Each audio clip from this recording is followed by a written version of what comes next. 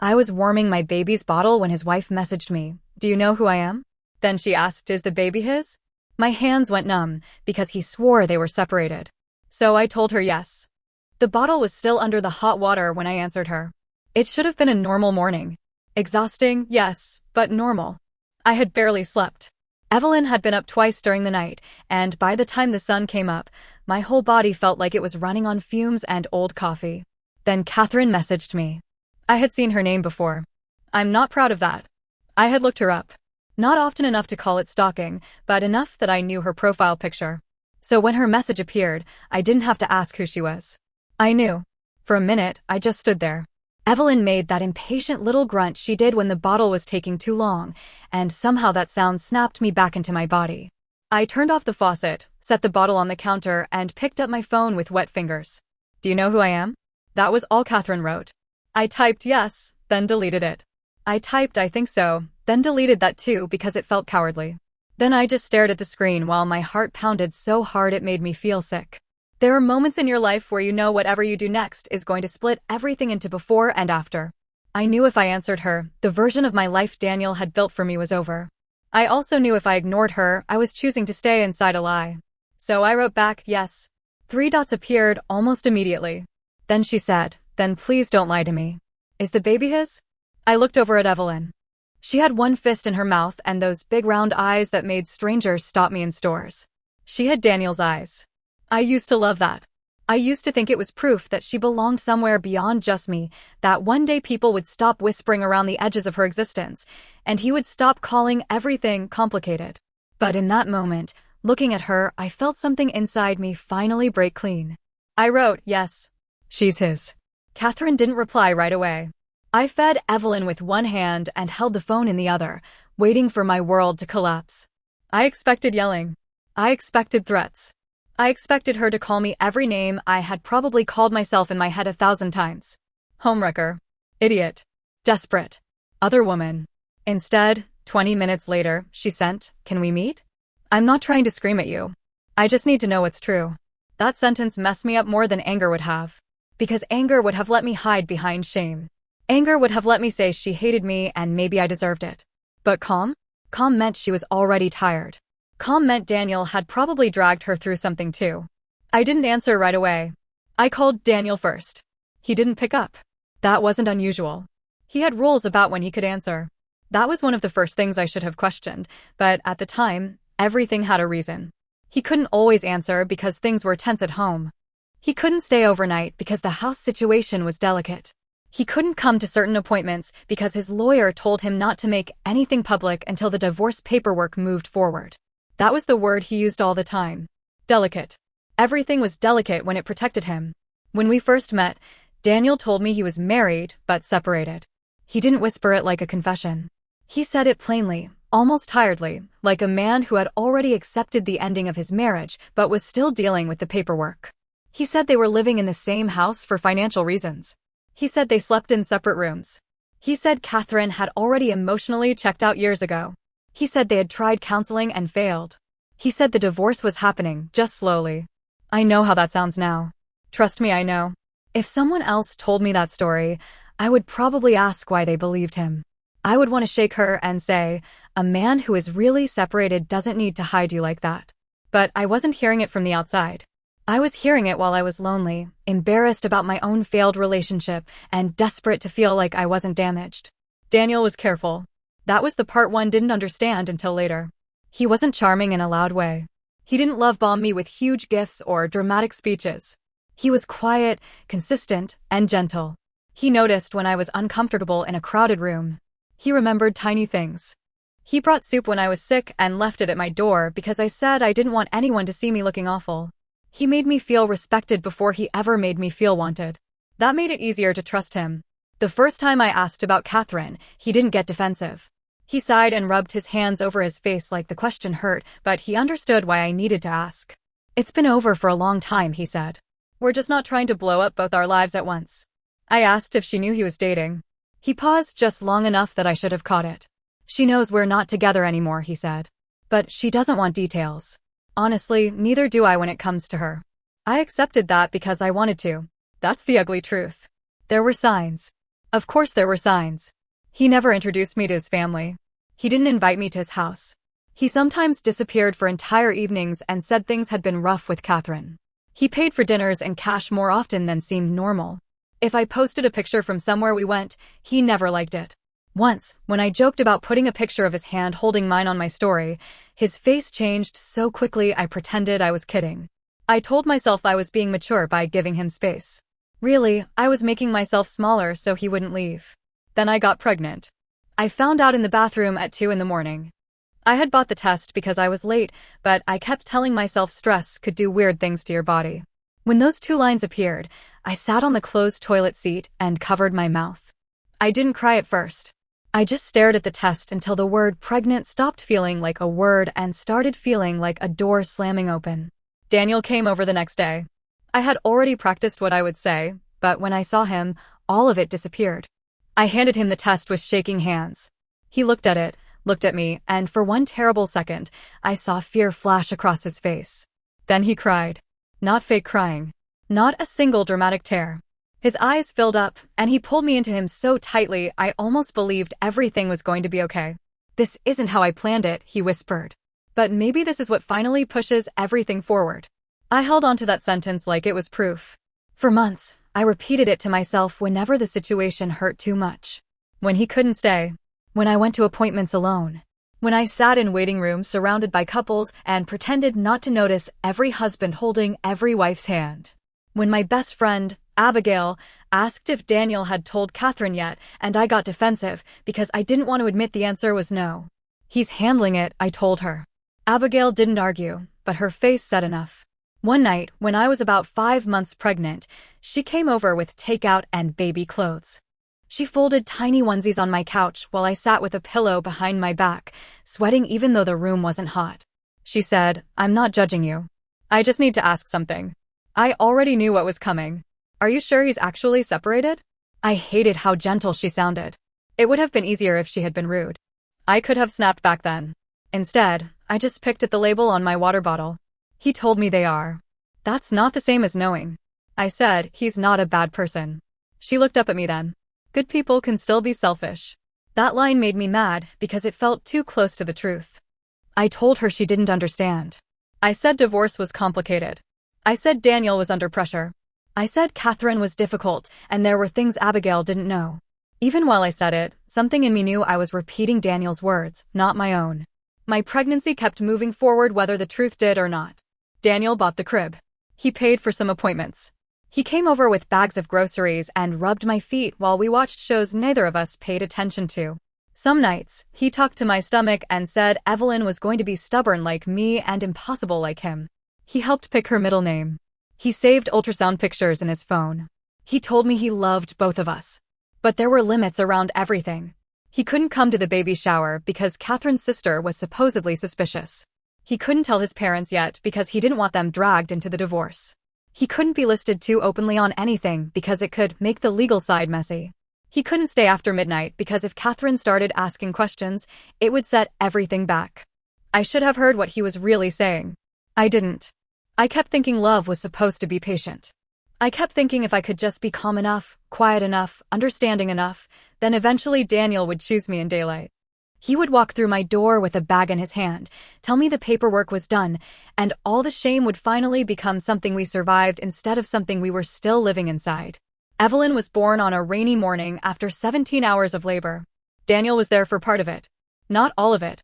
He came in looking pale and overwhelmed, holding a duffel bag like he had packed in a hurry. Abigail had been with me until then, wiping my forehead and threatening to fight every nurse who told me to breathe. When Daniel arrived, she stepped out, but not before giving him a look that could have cut glass. He held my hand during the worst part. I wish I could say that didn't matter to me now, but it did. In that room, when I was scared and exhausted and convinced I couldn't do it, he was there. When Evelyn finally cried, he broke down. He held her like she was made of light. I'm so sorry, he whispered against her forehead. I'm so sorry I didn't make it cleaner for you. I thought he meant the divorce. Now I think he meant the lie. The first few weeks after Evelyn came home were a blur of feeding schedules, leaking bottles, sore stitches, and crying in the shower because I was too tired to cry anywhere else. Daniel came by as often as he could, but that was the problem. It was always as often as he could, never as much as we needed. He knew how to calm Evelyn. He had this way of holding her against his chest and walking slowly around the room until her little fists relaxed. He brought diapers. He sent money. He kissed the top of my head and told me I was doing amazing. Then he left. Every time the door closed behind him, the apartment felt colder. By the time Evelyn was 4 months old, I stopped asking when things were changing. I think a part of me was scared to hear the answer. He had excuses, but they were thinner now. Catherine was unstable. Catherine was threatening to take everything. Catherine was trying to make him look like the villain. Catherine didn't understand that their marriage was already over. It was always Catherine. And somehow, in my head, she became less like a real woman and more like an obstacle. That is hard to admit. It makes me feel disgusting. But it's true. Daniel had turned her into the shadow in my life, this person who was supposedly controlling everything, delaying everything, ruining everything. Then she messaged me. And suddenly she wasn't a shadow. She was a woman asking if my baby belonged to her husband. I agreed to meet her 2 days later. Abigail told me not to go alone. She said Daniel could have twisted things so badly that Catherine might be dangerous, but I didn't think so. Something about her messages felt too tired to be cruel. So I asked Abigail to drive me and sit nearby. She didn't love it, but she agreed. I brought Evelyn because I didn't have anyone else to watch her. That felt wrong too. Like I was using my own baby as evidence. But maybe that's what she was. Evidence that Daniel had not just cheated, not just lied, but built a whole second life and expected both women to stay in their assigned corners. Catherine was already there when I walked in. She looked different from her photos. Smaller somehow. Not physically, but like the air had been taken out of her. She wore a plain sweater, no makeup that I could see, and her hands were wrapped around a paper cup she wasn't drinking from. When she saw Evelyn, her eyes filled immediately. I almost turned around. Instead, I sat across from her and pulled Evelyn's blanket higher around her legs because I needed something to do with my hands. Catherine looked at the baby for a long moment, then looked at me. "She has his eyes," she said. I couldn't speak, so I nodded. She swallowed hard. "He told me you were someone who got attached to him after a few conversations. He said you were unstable." The words hit me so strangely that I almost laughed. Not because it was funny. Because it was insane. Daniel had sat on my couch with his hand on my pregnant stomach while telling his wife I was some obsessive woman making things up. Catherine reached into her bag and pulled out her phone. Her hand shook as she opened a thread and slid it across the table. I read enough to feel my face burn. Daniel had told her I was harassing him. He said I had imagined a relationship. He said he felt sorry for me at first, but then I became threatening. He said there might be a child situation, but he was not sure the baby was his. He said I had trapped him in a lie and was trying to ruin his life. I pushed the phone back to her because I thought I might throw up. "That's not what happened," I said. Catherine gave this sad little nod, like she already knew and hated that she knew. "I need you to show me," she said. "Please. I need to see it with my own eyes." So I did. I showed her the texts. The ultrasound photos. The messages where he talked about names.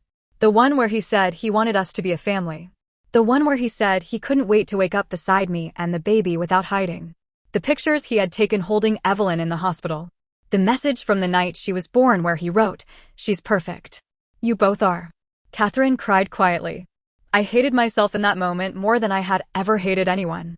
Because sitting across from her, I couldn't hide behind Daniel's version anymore. I couldn't pretend she was cold or cruel or already gone.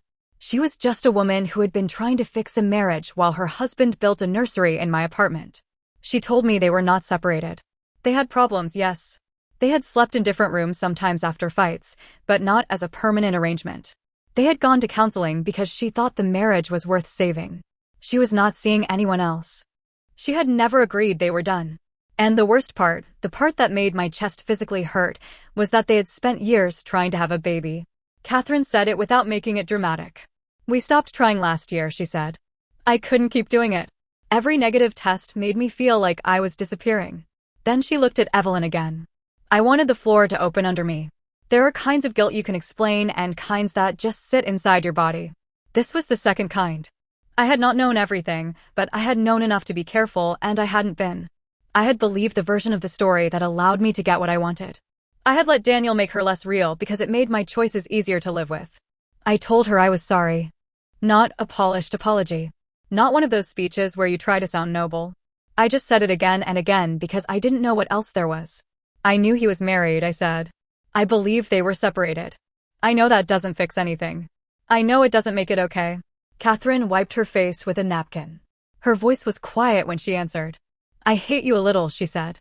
I'm sorry, but I do. I think I have to. I nodded, because I deserved at least that much honesty. Then she said, but I hate him more. That sentence stayed with me. Not because it made me feel forgiven. It didn't. It just showed me the shape of what Daniel had done. He didn't just betray his wife with me. He betrayed me by making me part of her pain without giving me the truth. He used my loneliness against her hope. He used her grief to control his image. He turned both of us into problems he could manage. I left that coffee shop with Evelyn asleep against my chest and Abigail waiting outside with the car running. The second I got in, she looked at my face and said, "Oh, honey." I broke down so hard I couldn't even buckle my seatbelt. Daniel called me 26 times that night. At first, I didn't answer. I sat on the floor beside Evelyn's crib while my phone lit up over and over. Sometimes it was a call. Sometimes it was a text. Call me. What did you say to her? You don't understand what you just did. You're making this worse. That one almost made me laugh through the tears. Worse for who? When I finally answered, it was not because I wanted to hear him explain. It was because I wanted to hear the truth come out of his mouth, even if he hated saying it. He didn't apologize. That was the first thing I noticed. He sounded furious. Not scared, not guilty. Furious. You had no right to meet with her, he said. I was holding Evelyn at the time because she had woken up crying. Her cheek was pressed against my shoulder, warm and damp from sleep. I remember rubbing her back while Daniel yelled, and something inside me went still. I said, "Your wife asked if my daughter was yours." I answered, "You don't know what she's like. I know what you told her about me." Silence. That silence told me everything. Then he said, "I was trying to protect everybody." I almost believed that sentence once. Coming from him now, it sounded weak. "You told her I was unstable," I said. "You told her I made it up. You told her you weren't sure Evelyn was yours." His voice changed then. Softer, but not kind. Careful. I panicked. That was it. 2 words. Like panic was a storm that had passed through and forced him to lie for months. Like he had no choices. Like the texts wrote themselves. Like he accidentally built 2 versions of his life and waited to see which woman would break first. I said, "From now on, anything about Evelyn goes through writing. If you want to be in her life, we are doing this legally." He made this bitter sound. "So now you're punishing me?" I looked down at my daughter. She had fallen asleep again, one tiny hand curled around the collar of my shirt. "No," I said. "I'm protecting her from the kind of confusion you built around me." He said my name like I was the one being unreasonable. Like if he sounded hurt enough, I might turn soft again. But I couldn't unsee Catherine's face across that table. I couldn't unread the messages. I couldn't pretend his anger was heartbreak when it was really just panic over losing control. The next few weeks were ugly in a quiet way. Daniel kept trying to meet in person. He said we needed to talk like adults. He said lawyers would make everything cold. He said I was turning Evelyn into a case file. I told him he had turned her into a secret first. Catherine filed for separation not long after that. I only know because she told me once, in one final message. She said she didn't want updates about Daniel. She didn't want to become my friend, and she didn't want me mistaking her decency for forgiveness.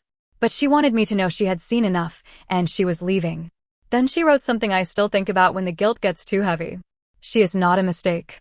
What he did was wrong, but your daughter is not wrong. I cried harder over that message than I did over most of the things Daniel said to me. Maybe because it was the first time anyone outside my little circle had separated Evelyn from the mess around her. People love to say children are innocent, but they don't always act like it. They look at the mother. They do the math.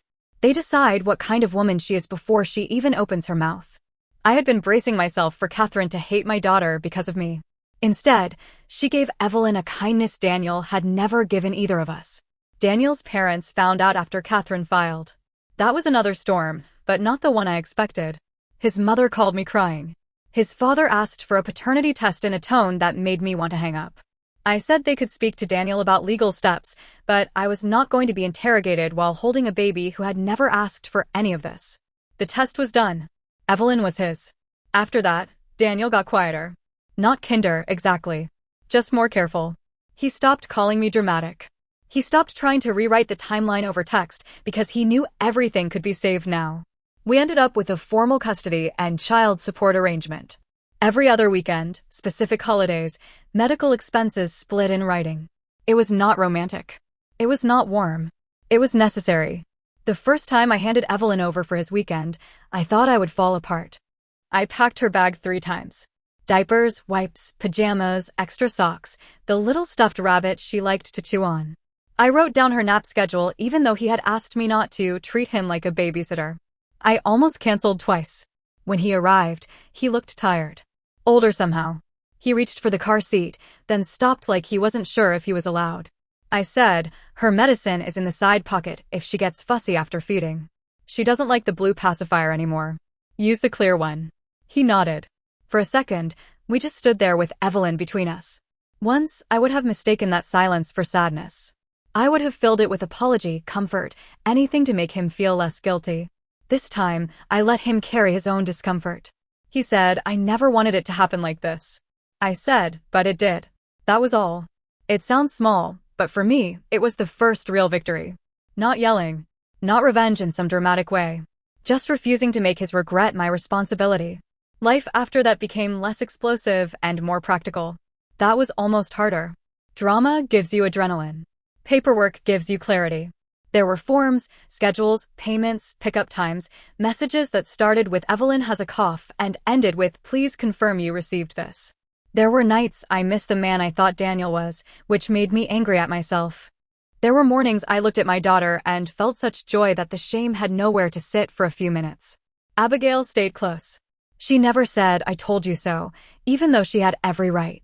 My mother struggled with the whole thing, especially at first. She loved Evelyn immediately, but she was embarrassed for me. I could feel it in the way she asked questions, the way she said Daniel's name like it tasted bad. Eventually, she softened. Not because she approved of what happened, but because Evelyn learned to smile, and it is hard to stay focused on scandal when a baby is laughing at ceiling fans. Catherine never became part of my life. I think some people expect a story like this to end with the 2 women becoming friends, exposing the man together, healing side by side. That did not happen. Real life is messier and less satisfying. She owed me nothing. I owed her the truth, and I gave it too late. The last thing she ever sent me was that message about Evelyn not being a mistake. I have respected her silence since. Daniel still sees Evelyn. He is not a monster in the easy way people want him to be. That is part of what makes it complicated. He loves our daughter. I can see it. He shows up on time now. He sends money on schedule. He knows her favorite snacks and the songs that make her clap. Sometimes when he lifts her out of the car seat, his face changes, and I see the father she deserves trying to exist through the man who hurts so many people. I don't forgive him. Not yet. Maybe not ever. But I also don't spend every day hating him, because hate still feels like a connection, and I am tired of being connected to him that way. The hardest part is forgiving myself. I know what people will say. I knew he was married. That is the sentence everything comes back to. I can explain what he told me. I can explain how separated he claimed to be. I can explain how fragile I was, how careful he seemed, how slowly the lie built around me until it looked like shelter. But none of that changes the fact that I accepted a version of his marriage from the one person who benefited from lying about it. That is on me. I crossed a line when I chose to believe him without proof. I crossed another every time I ignored the ache in my stomach when he left before morning. I wanted the ending he promised so badly that I stopped asking whether another woman was being erased to make room for me. I have to live with that. But I also have to live. That is the part nobody tells you about shame. It feels like it should end you, but then the baby wakes up hungry. The rent is due. The laundry smells like formula. A tiny person grabs your finger and laughs like you are the safest place in the world, and suddenly you don't have the luxury of disappearing into your worst mistake. So I started building a life that did not depend on Daniel choosing me. Evelyn has her own room now. It is small, but it is bright, and there are little stars stuck above her crib. I keep a folder with every legal document, every payment record, every medical form. Not because I want to live like a paranoid person, but because I spent too long trusting words from someone who used them like smoke. Paper is boring. Paper is cold. Paper also doesn't whisper promises it has no intention of keeping. Sometimes, when I'm rocking Evelyn at night, I think about Catherine. I wonder if she sleeps better now. I wonder if she kept the dog. I wonder if she ever looks at old photos and feels like she was married to someone who never fully existed. I wonder if she hates me less with time or if seeing my name in her memory still makes her stomach turn. I would not blame her either way. The calmest revenge I got was not Daniel being exposed, even though he was. It was not Catherine leaving him, though she did. It was not the paternity test or the support agreement or the fact that he cannot pretend Evelyn is some rumor anymore. The real victory is that my daughter will never have to be hidden. She has his last name on documents where it matters. She has his support in writing. She has grandparents who know she exists. She has a mother who learned the hard way that love without honesty is just another kind of trap. And me? I am not proud of how the story started, but I am proud that when the truth finally knocked, I opened the door instead of helping him keep it closed. Maybe that does not make me innocent. Maybe it only makes me less guilty than I could have been. I don't know. Some days I feel like I was manipulated. Other days I feel like I was selfish and lonely and willing to believe anything that made me feel chosen. Both things can be true. So I guess that is what I keep coming back to. I was wrong, but I was also lied to. Catherine was betrayed, but so was I in a different way. Daniel lost the comfortable life where everyone believed his version first, and Evelyn gained a future that starts with the truth instead of a secret. Was I the villain for having a baby with a man I knew was still legally married, or was I also one of the people he used to keep his lies alive?